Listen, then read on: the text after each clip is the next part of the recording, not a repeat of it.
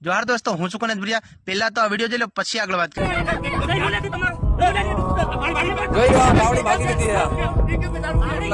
માથાકૂટ કરે છે અને અહીંયા હેરાન કરે છે।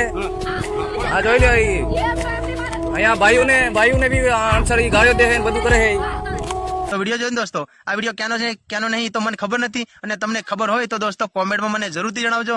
અને ખાસ કરીને આ વિડીયોની અંદર ખાસ દેખાઈ રહ્યું છે કે આ જે સેટ છે આપણા આદિવાસી બેન દીકરી સાથે ખરાબમાં ખરાબ ગાલી ગલોચથી વાત કરી રહ્યો છે।